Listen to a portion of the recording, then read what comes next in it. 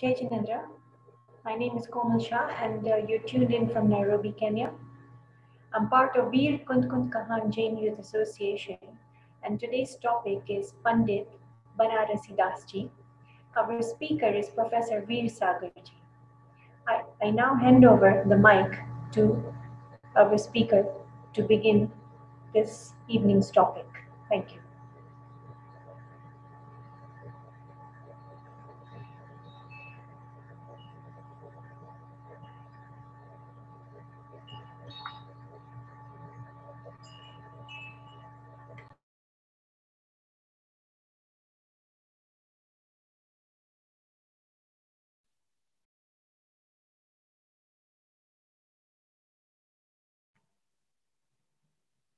जय जिनेन्द्र। जय जिनेन्द्र। हाँ, जय जिनेन्द्र। शुरू कर सकते हैं क्या? हाँ, ठीक है।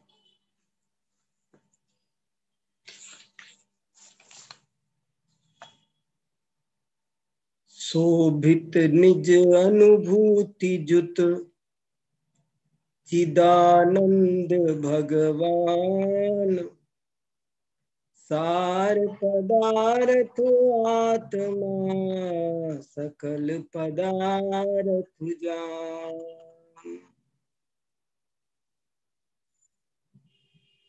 जैन हीरो, जैन धर्म समाज संस्कृति के नायकों की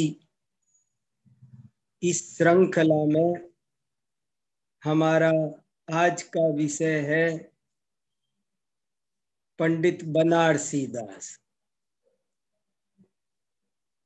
आज का हीरो हमने एक कवि को चुना है, एक महाकवि को चुना है, एक हिंदी साहित्य का एक चमकता हुआ सितारा है। खासकर मध्यकाल के हिंदी साहित्य में बनारसी दास का नाम मानो सर्वोपरि है। हिंदी जैन कवियों में तो जहां भी कहीं परिचय में दिया जाता है तो सबसे पहले पंडित बनारसी दास जी का परिचय दिया जाता है। वे युग प्रवर्तक हैं। बनारसी दास एक साधारण कवि नहीं बल्कि युग प्रवर्तक कवि है। उसने पूरे युग की धारा को बदला। उसके बाद पूरे समाज का स्वाद बदल गया। बनारसी दास के बाद कवियों की कलम बदल गई, कविता का विषय बदल गया, बहुत कुछ क्रांति हो गई। ये एक ऐसा क्रांतिकारी महापुरुष है जिसके बारे में जानकर बहुत प्रेरणाएं प्राप्त होती है। इसलिए हमने आज का विषय रखा है पंडित बनारसी दास। जीवन में बहुत उतार चढ़ाव देखे, जबरदस्त उतार चढ़ाव, एक्सट्रीम पर। पतन की दशा देखी तो बहुत पतित अवस्था देखी, उत्थान की अवस्था देखी तो बहुत उत्थान की देखी, गरीबी देखी तो बहुत ही बुरी गरीबी देखी, अमीरी देखी तो बहुत बड़ी अमीरी, जवाहरात के काम जैसी बहुत बड़े जौहरी जैसी अमीरी देखी, अनाथ दशा देखी तो वो भी देखी, बहुत समृद्ध देखा तो घर परिवार कुटुंब भरा पूरा विशाल परिवार भी देखा, बहुत रूढ़िवादिता भी देखी, अंधविश्वास भी जीवन में देखे, तो बहुत अद्भुत वैज्ञानिकता भी देखी। बनारसी दास एक समय हम देखते हैं तो बहुत अंधविश्वासी और रूढ़िवादी दिखाई देते हैं, और एक तरफ ऐसे भी दिन उनके जीवन में देखते हैं कि जब वे कठोर परीक्षा प्रधानी एक अत्यंत वैज्ञानिक बन गए। तो बनारसी दास का जीवन अद्भुत, लेखनी में इतनी जान कि दुनिया चमत्कृत हो गई। उनकी लेखनी से जो एक एक दोहा निकला वो मानो सुपर हिट गाना। आप ऐसा समझो, बनारसी दास की कविता के बारे में कहा जाता है कि जैसे आज के जमाने में सिनेमा के गाने नवयुवक युवतियां गाती रहते हैं, गुनगुनाते रहते हैं, हर कार्यक्रम में बजते हैं, बनारसी दास के छंद भी ऐसे ही थे। वे जो सवैया लिखते थे, वे जो दोहा लिखते थे, वे दोहा जादू की तरह सिर पर चढ़कर बोलता था। वहां के बच्चे युवक गली गली में गाते थे, गुनगुनाते थे, चिल्लाते थे। ये उस जमाने के महाकवि है बनारसी दास। माने एक ऐसा महान कवि जिसने कभी गोस्वामी तुलसीदास को भी प्रभावित किया। मैं आपको ये बताना चाहता हूं कि ये कोई साधारण सा कवि नहीं है, ये कोई साधारण जैन कवि नहीं है, बल्कि ये साहित्य का एक विश्व प्रसिद्ध कवि है। पूरे विश्व को जिसने प्रभावित किया, इस जैसा कवि जैन कवियों में ही नहीं, पूरे जैन अजैन पूरे हिंदी साहित्य के परिदृश्य में ही आपको दूसरा कवि नहीं मिलेगा। एक दफे गोस्वामी तुलसीदास जी ने इनको अपनी रामचरितमानस भेंट की थी। गोस्वामी तुलसीदास का समय और बनारसी दास का समय बराबर है, एक ही टाइम के दोनों महाकवि है, और दोनों का एरिया भी एक ही है करीब करीब। और एक बार ये दोनों मिले, आपको इससे पता चलेगा बनारसी दास की रेपुटेशन, बनारसी दास की ख्याति और प्रतिष्ठा का अंदाजा लगेगा। इसलिए ये घटना जानना बहुत जरूरी है। गोस्वामी तुलसीदास ने रामचरितमानस लिखकर बनारसी दास को दिया कि आप इसे पढ़कर अपना अभिमत लिखना। और आपको जानकर आश्चर्य होगा कि बनारसी दास जी ने उसे पढ़कर के एक बहुत बढ़िया कविता बनाकर उनको दी थी। वो कविता की 2 पंक्तियां 3 पंक्तियां आपको सुनाता हूं। बहुत सुंदर कविता है। पूरी रामायण लिख करके तुलसीदास जी ने दी, तो उसको उन्होंने, बनारसी दास जी ने उस पर क्या अभिमत लिखा था, क्या टिप्पणी लिखी थी, वो सुनिए। विराजे रामायण घट माही, मरमी होय मरम सो जाने, मूरख जाने नाही, विराजे रामायण घट माही। रामायण को समझना मूर्खों का काम नहीं है, अज्ञानी का काम नहीं है। कोई मर्मी होगा वही उसका मर्म समझ सकता है। क्या मर्म है रामायण का।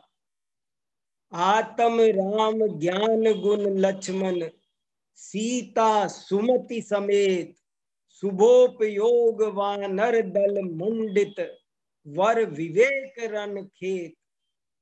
के आत्मा राम है, ज्ञान इसका लक्ष्मण, ज्ञान गुण लक्ष्मण है, और ज्ञान की पर्याय वही सीता है।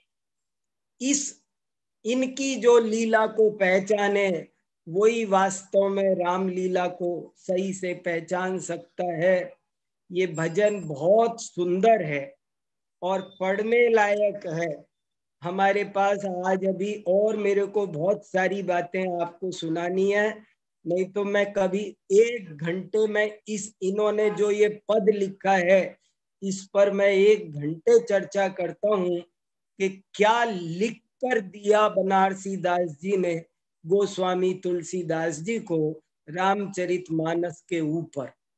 और आपको ये जानकर और खुशी होगी कि इसको पढ़कर गोस्वामी तुलसीदास बहुत प्रसन्न हुए थे और उन्होंने उस रामचरितमानस के अंतिम पन्ने पर उस पांडुलिपि में ये दोहा लिखकर उस रामचरितमानस का प्रचार प्रसार किया कि ये अध्यात्म रामायण जानना बहुत जरूरी है।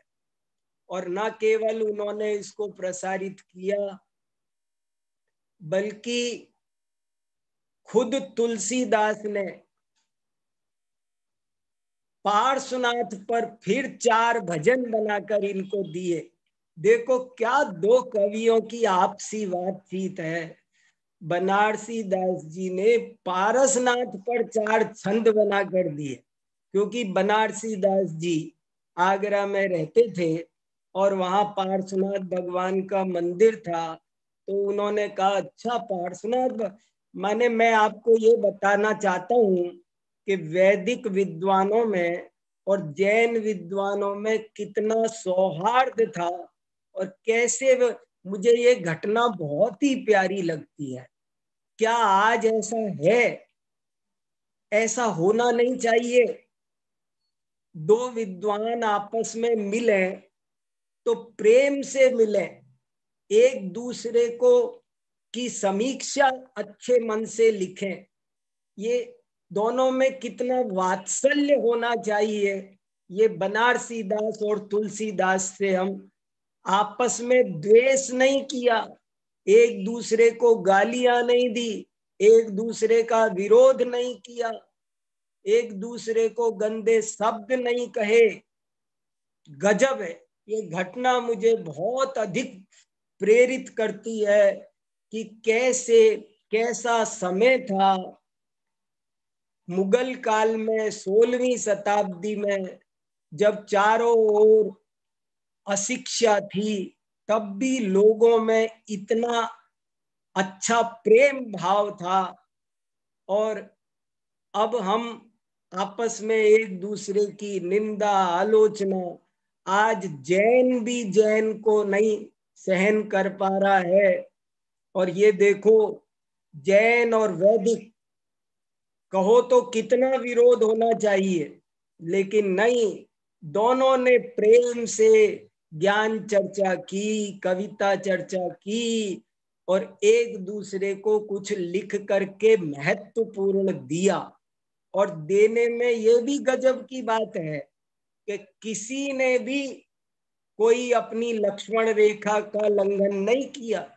बनारसी दास जी ने ऐसा कुछ नहीं लिखा कि तुमने रामचरितमानस में जो कुछ लिखा है सब सही है और मैं उसका समर्थन करता हूं, ये नहीं लिखा।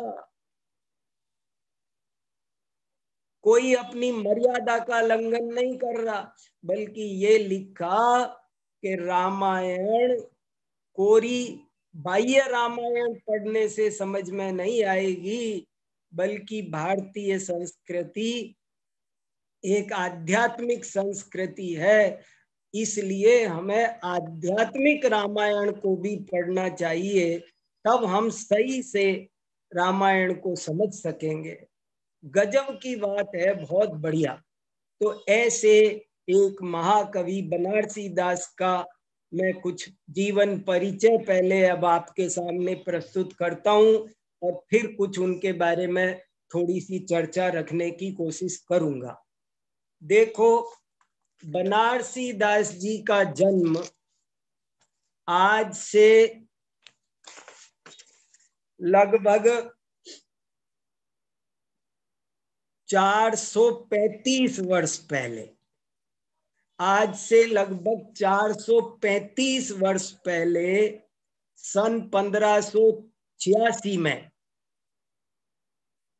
विक्रम संवत में लगाओ तो 1643, विक्रम संवत 1643 1643, और अगर ईसा का सन लगाओ तो 1586 में हिंदी तिथि के हिसाब से माघ शुक्ला एकादशी वसंत पंचमी के कुछ एक हफ्ते बाद बनारसी दास जी का जन्म जौनपुर उत्तर प्रदेश का एक प्रसिद्ध शहर कानपुर आगरा के बीच में, वहां पर इनका जन्म हुआ। जौनपुर में एक बहुत बड़ा धनाढ्य परिवार श्रीमाल जाति के पंडित मूलदास थे। मूलदास के बेटे खड़गसेन थे और उनके घर में हीरे पन्ने जौहरी का व्यापार होता था। बहुत धनाढ्य श्रीमाल परिवार था। उस श्रीमाल परिवार में श्वेतांबर समाज में, देखो, बनारसी दास की घटना को पढ़कर, बनारसी दास के जीवन को पढ़कर मुझे इस युग के पुरुष, इस युग के महापुरुष श्री कांजी स्वामी की याद बहुत आती है, क्योंकि उनके साथ इनका बहुत कुछ वैसा ही कुछ जीवन परिवर्तन होता है और वैसी ही बहुत सारी घटनाएं समान होती है। श्वेतांबर कुल में, संपन्न घराने में, श्रीमाल जाति में आज से लगभग 530-35 वर्ष पहले इनका जन्म हुआ। पिताजी का नाम खड़गसेन था, बाबा का नाम मूलदास था, और बाबा और पिताजी व्यापारी होने के साथ साथ विद्वान भी थे। गजब की बात, वे उस समय फारसी भाषा बहुत चलती थी, तो फारसी भाषा के बहुत अच्छे पंडित कहे जाते थे। और ऐसे ही खड़गसेन के घर पर बनारसी दास का जन्म हुआ। और बनारसी दास का जन्म, बनारसी दास खड़गसेन जी की इकलौती संतान थी और बनारसी दास जी के यहाँ कोई संतान, खड़गसेन जी के घर पर कोई संतान हो ही नहीं रही थी।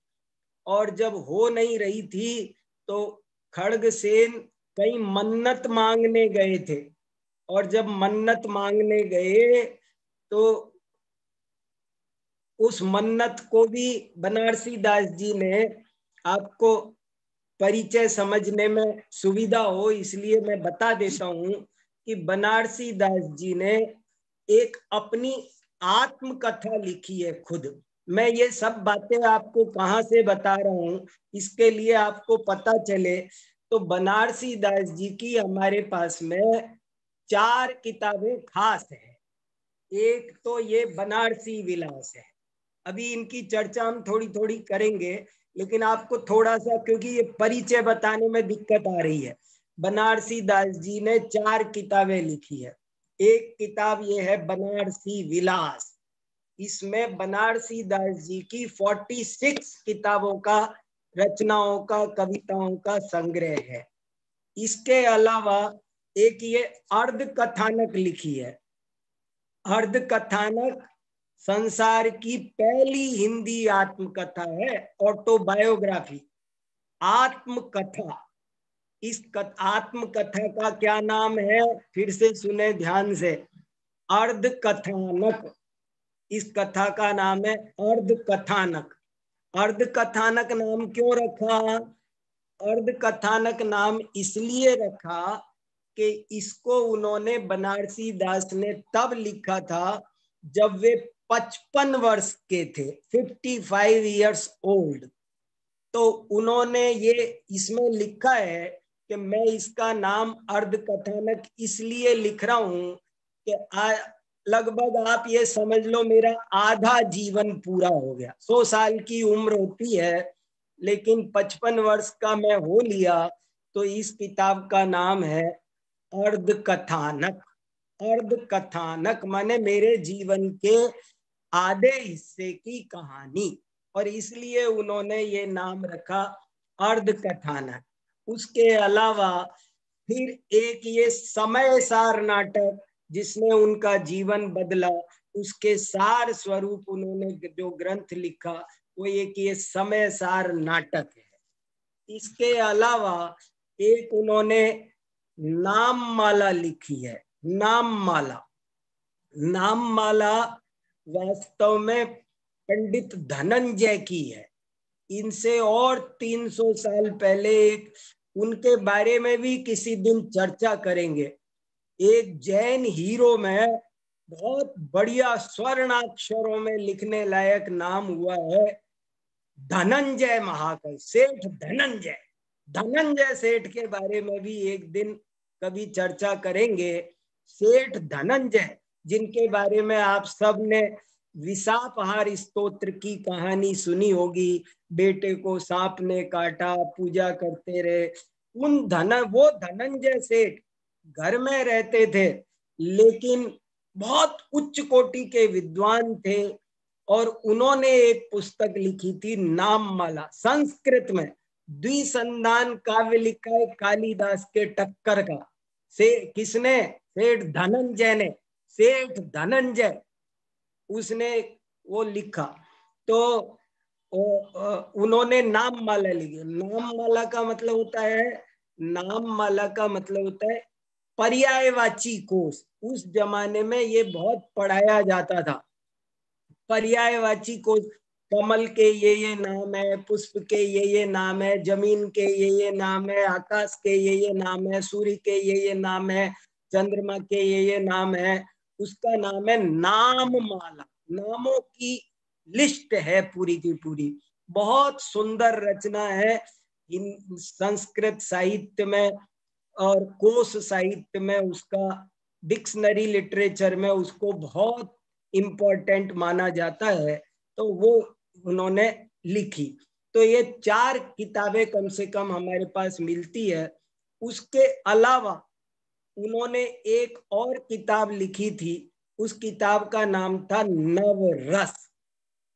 किताब का नाम था नवरस। 9, नव माने 9, साहित्य में 9 रस माने गए हैं।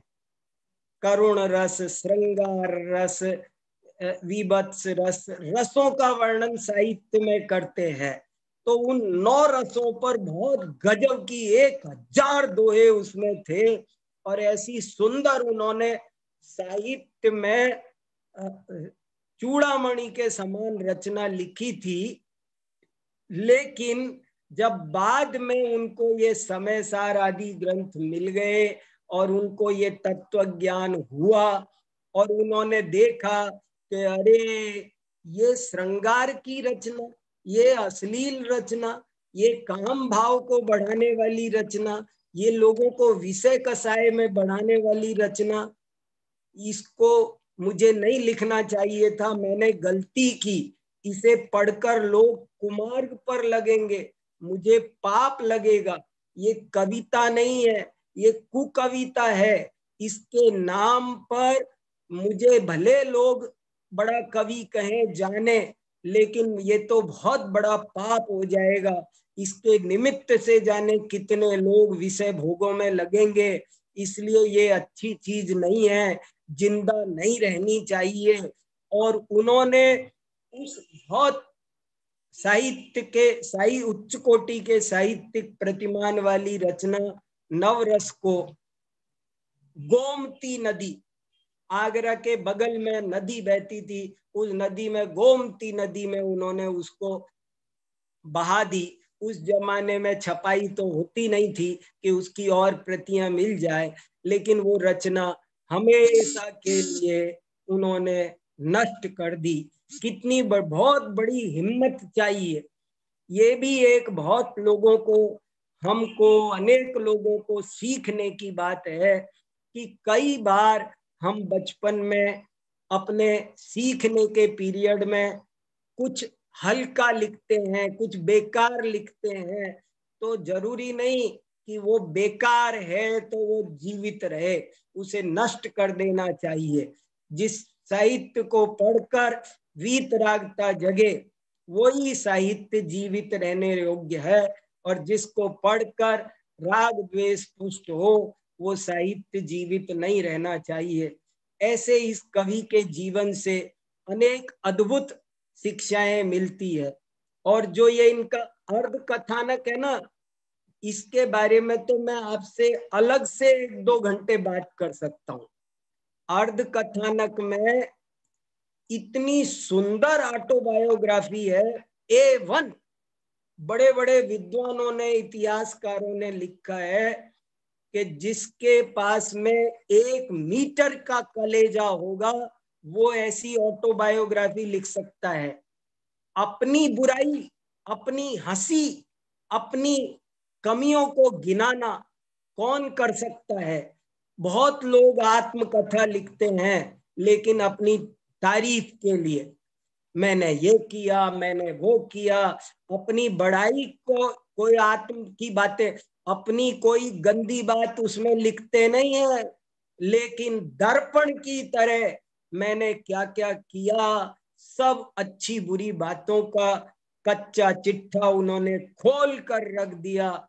इसलिए आत्मकथा जगत में इस अर्ध कथानक का कोई मुकाबला नहीं है। मैं उस अर्ध कथानक में ही उन्होंने जो कुछ लिखा है उसके आधार पर आपको उनकी जीवनी सुना रहा हूं कि क्या क्या उनके जीवन में हुआ। तो देखो, खड्गसेन के कोई संतान नहीं थी उनके पिताजी के। तब क्या हुआ तो ये लिखते हैं, देखो मैं इसमें से अर्ध कथानक में से पढ़ के सुनाता हूँ एक लाइन, कि वो जब उनको नई संतान हो रही थी तो क्या हुआ कि वो मनौती मांगने के लिए एक देवी के पास गए। रोहतक रोहतक गए सती की जात, चोरन लूट लियो पथमाए, सर्वस गयो रहो कचुनाए। गए हुते मांगन को पूत, यऊ फल दीनो सती अऊत। तऊन समझे मिथ्या बात, फिर मानी उन्हीं की जात। प्रगट रूप देखे सब फोक, तऊन समझे मूर्ख लोग। देखो क्या लिखा कि ये दुनिया बहुत मूर्ख है और समझती नहीं है। मेरे पिताजी संतान के कामना से किसी देवी के पास गए, और गए तो संतान तो मिली नहीं, बार बार जाते रहे, और वे जब भी जाते बहुत व्यापार का नुकसान होता, रास्ते में लुट जाते, पिट जाते, क्या क्या। बोले मूर्ख लोग ये नहीं समझते कि ऐसे कहीं संतान की प्राप्ति होती है क्या। मैंने अपनी हंसी, अपने कोई जो भी घटना जहां हुई उस पर उन्होंने खेद व्यक्त किया, रूढ़िवादिता। ऐसे ही बचपन में, जन्म के बाद में जब उनका जन्म हुआ तो उनका नाम रखा विक्रमजीत। विक्रमजीत बनारसी दास का जन्म का नाम था। लेकिन उनके पिताजी बनारस गए थे, और बनारस में जब वो 6, 7, 8 महीने का बच्चा था तो वहां दर्शन किए, और वहां पर किसी पुजारी से कहा कि हमें संतान होती नहीं थी, बड़ी मुश्किल से ये बच्चा मिला है। उस जमाने में बच्चे होते नहीं थे, होते थे तो मर जाते थे।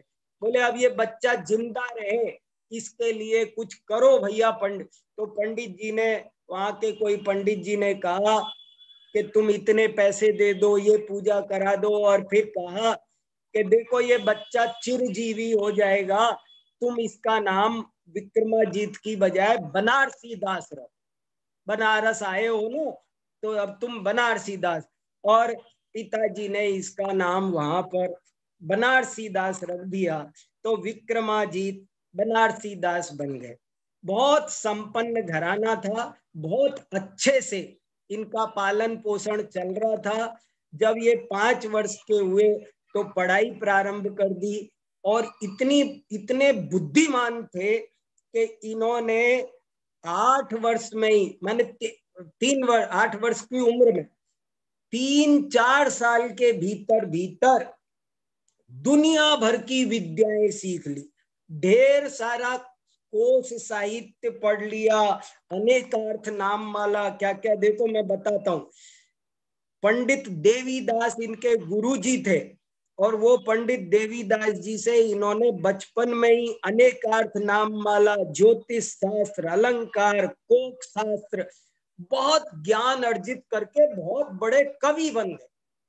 8 साल का बच्चा, 9 साल का बच्चा 3-4 साल में इतनी विद्वत्ता हासिल करके, ये प्रखर पंडित भानुचंद्र ने इन्होंने श्रेय दिया।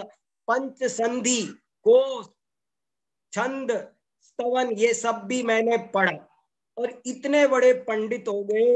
9 वर्ष के जब ये हुए तो इनकी सगाई हो गई, और 9 वर्ष की सगाई हुई, और 11 वर्ष की उम्र में इनकी शादी भी हो गई। जब शादी हो गई, उस जमाने में शादी के बाद में भी एक गौना अलग होता था, द्विरागमन। तो शादी तो हो गई, लेकिन अभी पत्नी पियर में ही थी, इनके साथ नहीं आई थी। और इधर पीछे से क्या हुआ, अब देखो कवि के जीवन में क्या उतार चढ़ाव आता है। कवि ने जो कोक शास्त्र पढ़ा, श्रृंगार शास्त्र पढ़ा, देखो छोटी उम्र में ही काम भावना बहुत तेजी से उद्दीप्त हो गई। और कवि ने लिखा है कि मैं बहुत आशिकी में पड़ गया, मुझे और कुछ नहीं सुहाता था। 24 घंटे आशिकी, श्रृंगार और इन गंदे गंदे कामों में ही मैंने अपना सब कुछ बर्बाद कर दिया, और मैं बहुत बुरी तरह दुखी हो गया। सब लिखा है, तजी कुल आन लोक की काज, भयो बनारसी आशिक बाज, करे आशिकी धरतन धीर, दर्द बंद जो शेख फकीर। जैसे कोई फकीर 24 घंटे आत्मा का ध्यान करते हैं, ऐसे मैं 24 घंटे सब लोक लाज कुल सब छोड़ छाड़ के मैं किसी के प्रेम में पड़ गया, और उसमें बहुत मेरा सब कुछ बर्बाद हुआ।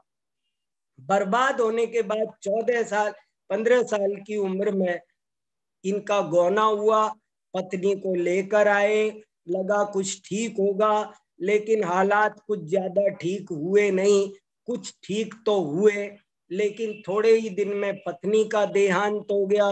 दूसरी शादी हुई, उसका भी हो गया, और इनके कुल मिलाकर 9 संतान हुई, 9 चिल्ड्रंस हुए, और 9 बच्चे हुए, और 9 के 9 होकर मर भी गए, 2 पत्नियां भी मर गई।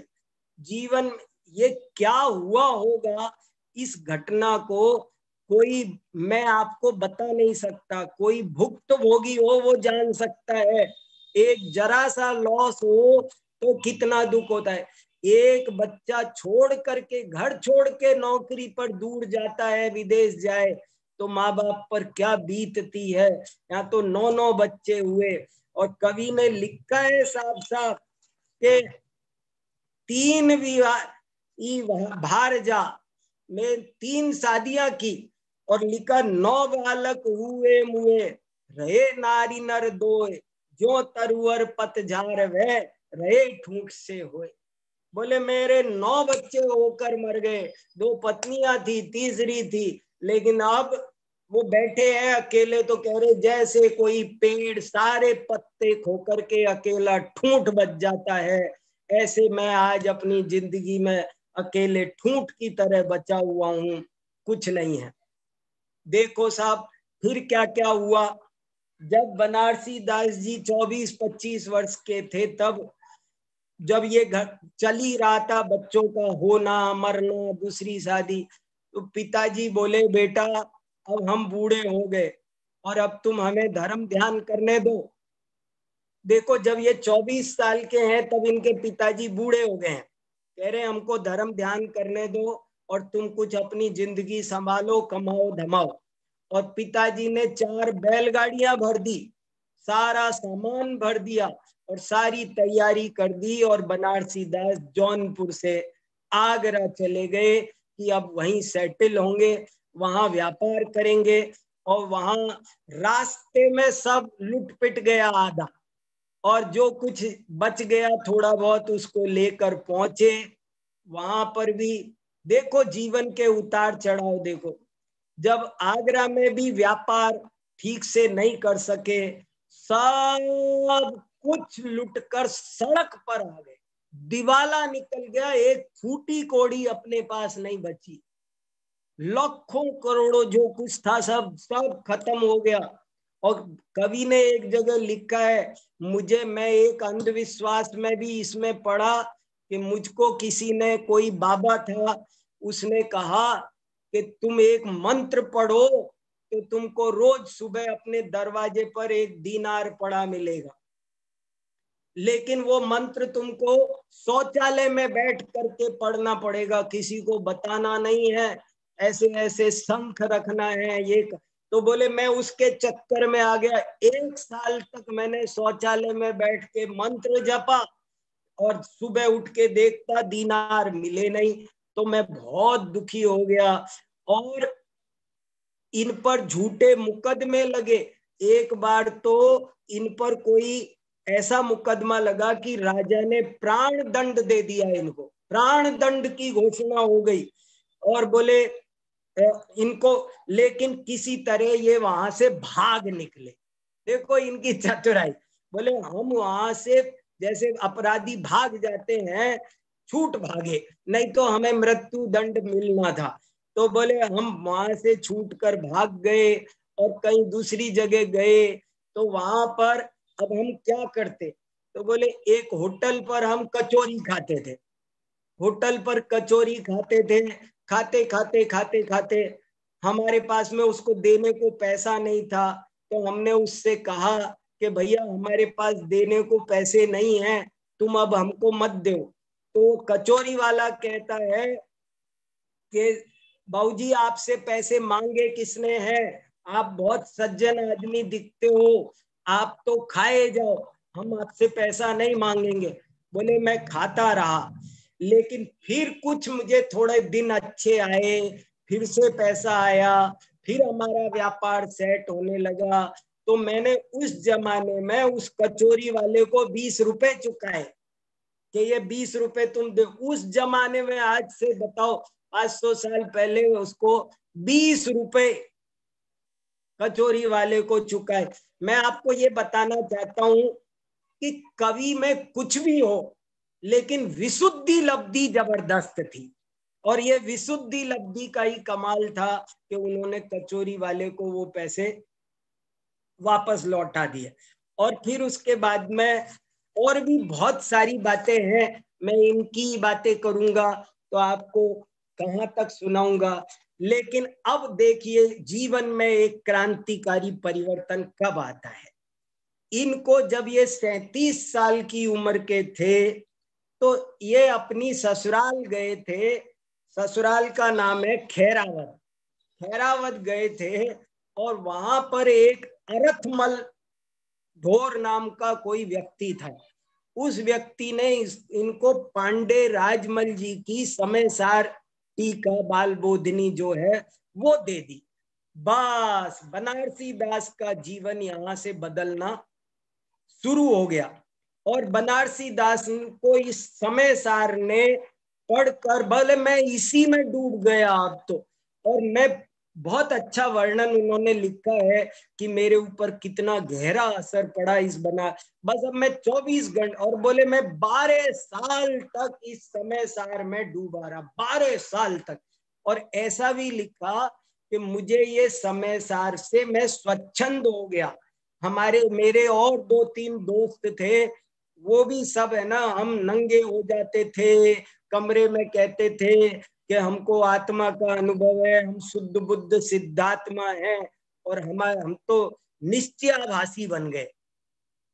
और बनने के बाद देखो 37 साल की उम्र में ये मिला, 12 साल करीब करीब इनके निश्चयावासी पने में निकल गए। लेकिन उसके बाद एक दूसरे पांडे रूपचंद जी मिले। ये तो पांडे राजमल जी की था समय सार, लेकिन ये आगरा में आए। आगरा में पांडे रूपचंद जी थे। पांडे रूपचंद जी ने वहां पर बोले हमको गोमट सार पढ़ाया, और गोमट सार पढ़ाकर हमको गोमट सार गहरा पढ़ा।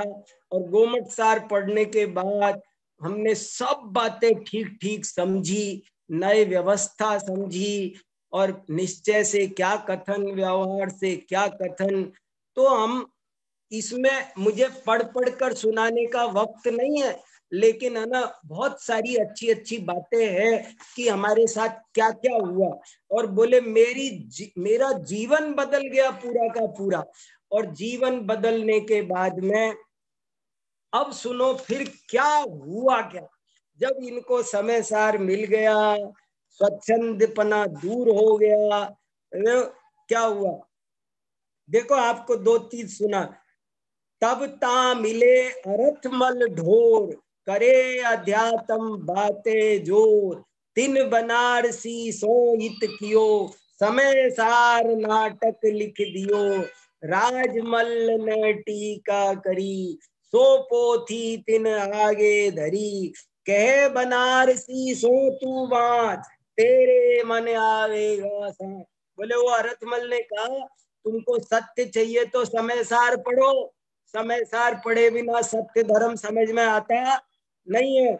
तो बोले मैंने समय सार पढ़ा, फिर क्या हुआ, करनी को रस मिट गयो, भयो ने आत्म स्वाद, भई बनारसी की दशा, जथा ऊंट को पाद, नगन होए चारों फिरे, फिरे कोठरी माय, कह भये मुनिराज हम, कछु परिग्रह नाय। ऐसे ऐसे बहुत जीवन में बहुत भारी उतार चढ़ाव आया। इसके बाद अब आया गोल्डन पीरियड, अब आया बहुत सुंदर समय। अब जीवन का सारा अंधविश्वास मिट गया, सारे जीवन की उठा पटक मिट गई, और समय सार का, गोमट सार का अध्ययन होकर के उनको जिनवाणी का सच्चा स्वरूप समझ में आ गया।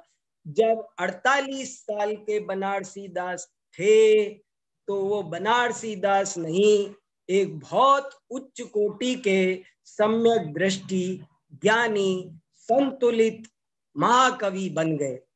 और उन्होंने वहां पर आगरा में एक बहुत सुंदर अध्यात्म शैली चलाई, शास्त्र सभा चलाई। उसमें निरंतर दिन भर समय सार का अध्ययन अध्यापन करते थे। और लिखा क्या हुआ क्या, उस शैली का प्रभाव, उन्होंने वहां बैठकर जो शास्त्र सभा चलाई, सब चीजों को भूल करके, और जो भी वहां आता था समय सार का दीवाना हो जाता था। दिन प्रतिदिन लोगों की संख्या बढ़ती जाती थी। और लिखा, यह विद बोध वचनिका फैली, समय पाए अध्यात्म शैली, प्रगटी जग माही जिनवाणी, घर घर नाटक कथा बखानी। घर घर में समय सार नाटक पहुंच गया। एक क्रांति हो गई, जहां तहां जिनवाणी फैली, लखे न सो जा की मुक्ति मैली, जाके हो सहज उत्पाता, सो तत्काल लखे यह बाता। अब वहां बात चल गई कि जो निकट भव्य होगा, आसन भव्य, उसको ये समय सार की बात समझ में आएगी। और जिसकी बुद्धि मैली है, आग्रहबद्ध है, उसको ये समझ में नहीं आएगी। और फिर बनारसी दास का जबरदस्त विरोध भी हुआ। बनारसी दास ने खुलकर घोषणा कर दी कि सत्य पंथ निर्ग्रंथ दिगंबर। तो बहुत बड़ा परिवर्तन आया। श्वेतांबर समाज में भी इनका विरोध हुआ। और जब ये दिगंबर बन गए तो इन्होंने ये भी कहा कि दिगंबर धर्म का असली स्वरूप क्या है, दिगंबर साधु का क्या स्वरूप है, मुनि दशा किसे कहते हैं, ये वो समझाते थे। तो दिगंबर समाज में जो भट्टारक थे वो भी इनका विरोध करते थे। माने बनारसी दास का दिगंबर भी विरोध कर रहे थे और श्वेतांबर भी विरोध कर रहे थे, लेकिन बनारसी दास की आध्यात्मिक क्रांति तूफान की तरह आगे बढ़ती जा रही थी, वो रुक नहीं पा रही थी। लोगों ने, बड़े बड़े महामहोपाध्याय लोगों ने, एक महामहोपाध्याय मेघ विजय हुए, उन्होंने युक्ति माने बनारसी मत खंडन नाम से किताबें लिखी, लेकिन बनारसी दास का मत अब रुक नहीं रहा था और बहुत तेजी से फैल रहा था।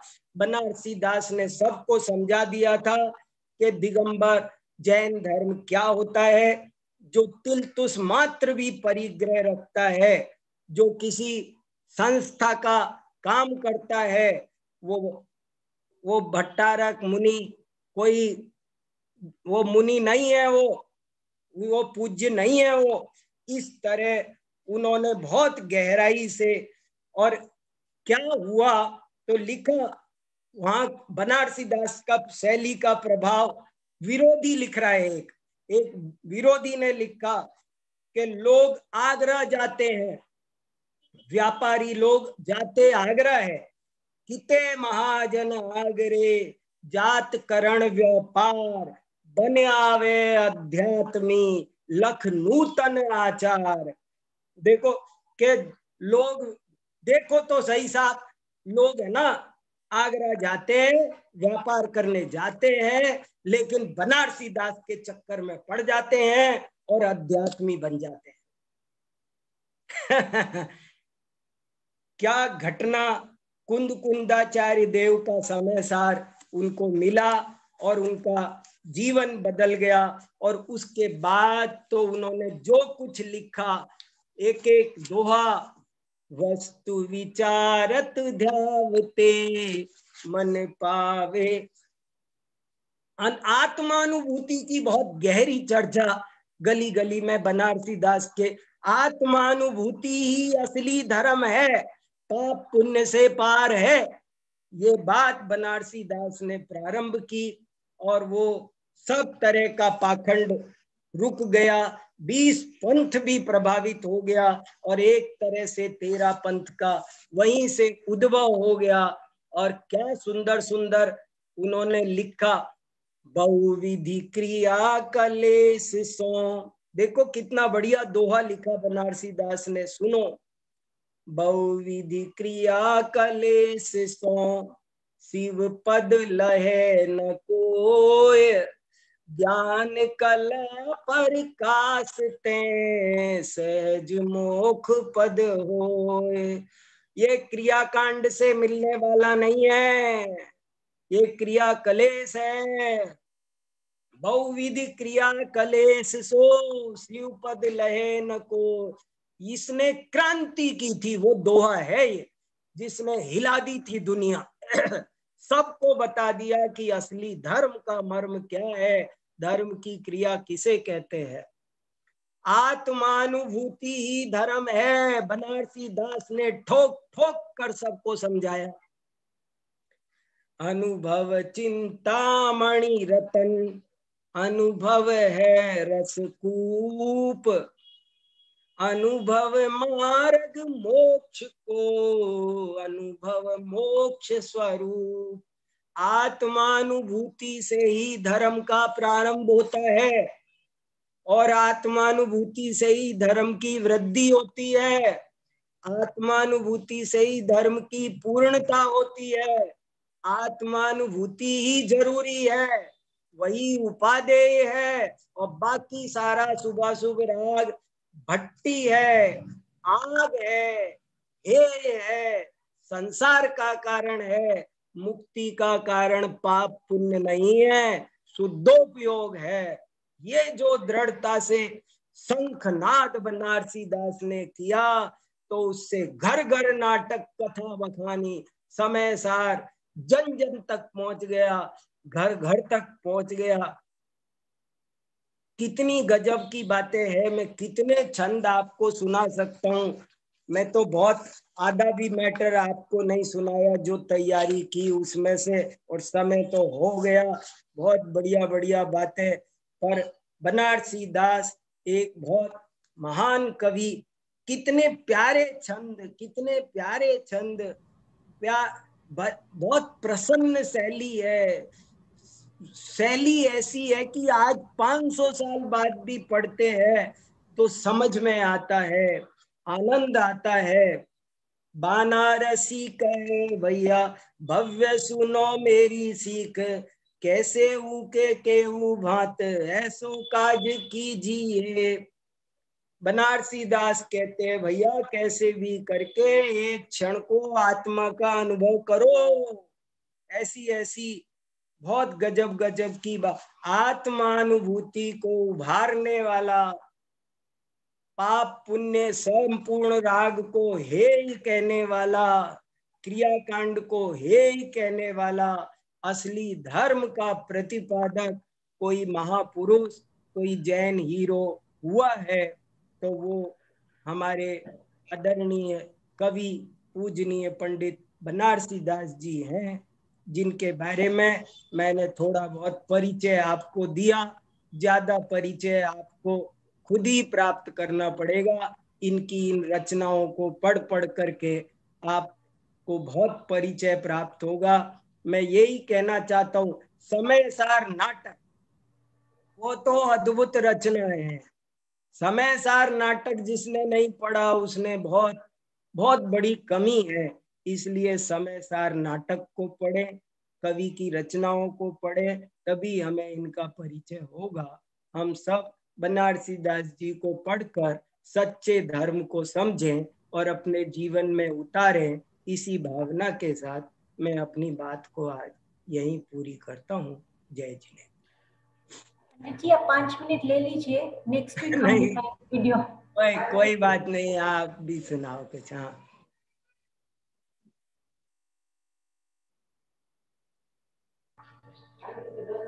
नेक्स्ट वीक हम ले लेंगे, आप 5 मिनट ले लो अच्छा। वीडियो। हाँ। देखो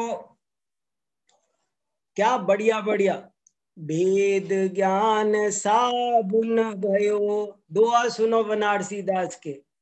भेद ज्ञान साबुन भयो, समरस निर्मल नीर, धोबी अंतर आत्मा, धोबे निज गुण चीर। कितनी बढ़िया बात है।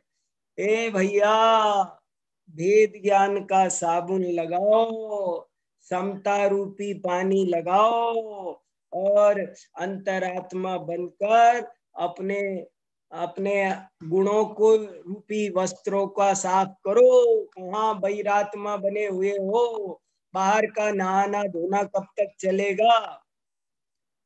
वर्णादिक रागादिय रूप हमारो नाय, एक ब्रह्म नहीं दूसरो, दिसे अनुभव माय। ऐसी आत्मानुभूति की जो चर्चा इन्होंने की, वर्णादि रागादि ये कोई आत्मा का स्वरूप नहीं, और बहुत गहराई से इन्होंने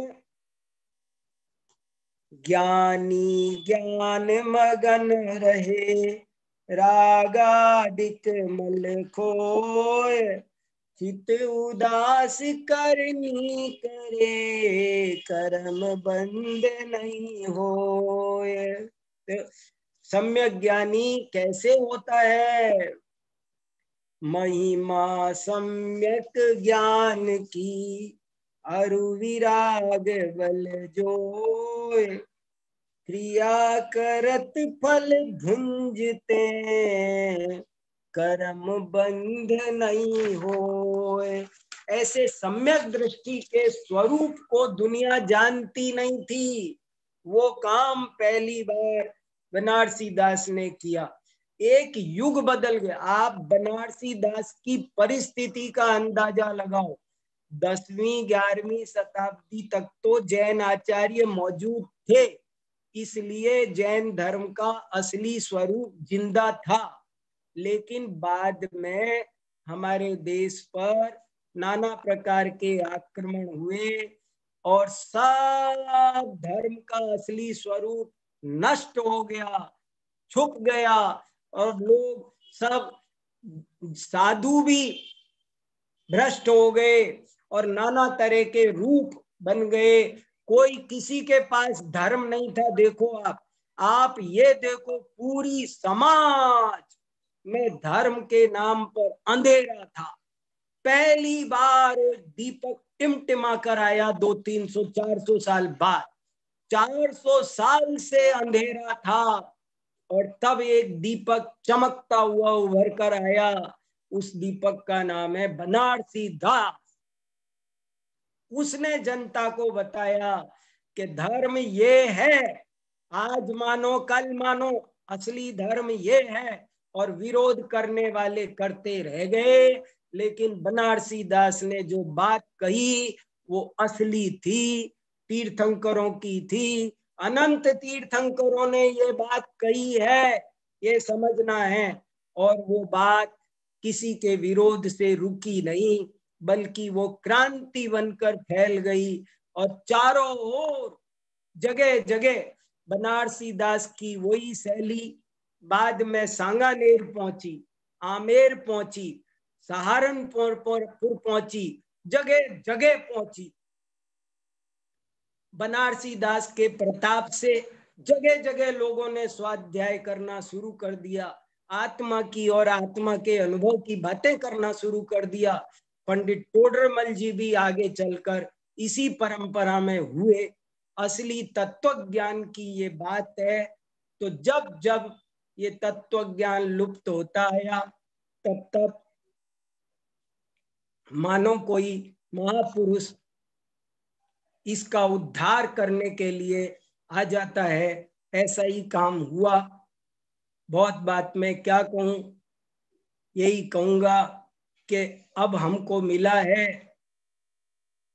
तो हम इसका गंभीरता के साथ लाभ उठाएं, अनुकूलता प्रतिकूलता में उलझ ना जाएं और हम इस बात को अपने जीवन में उतार लें। यही मेरी मंगल कामना। बहुत बहुत धन्यवाद, बहुत ही अच्छा था। और हमेशा की तरह आपका ये मन ही नहीं होता कि आपका क्लास फिनिश हो।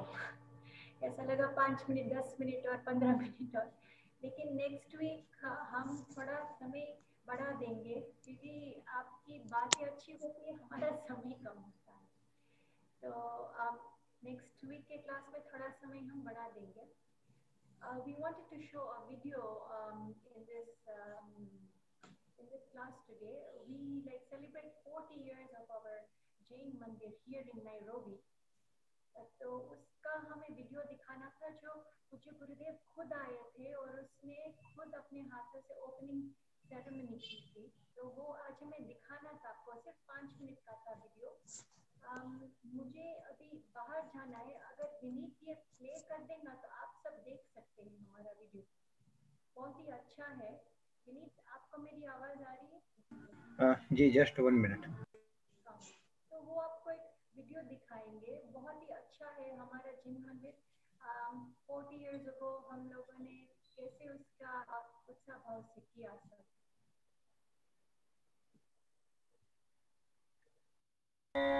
सफल जन्म मेरा हुआ प्रभु दर्शन से आज, भव समुद्र नहीं दिखता, पूर्ण हुए सब काज, पूर्ण हुए सब काज। दूर निवार सब कर्मालू,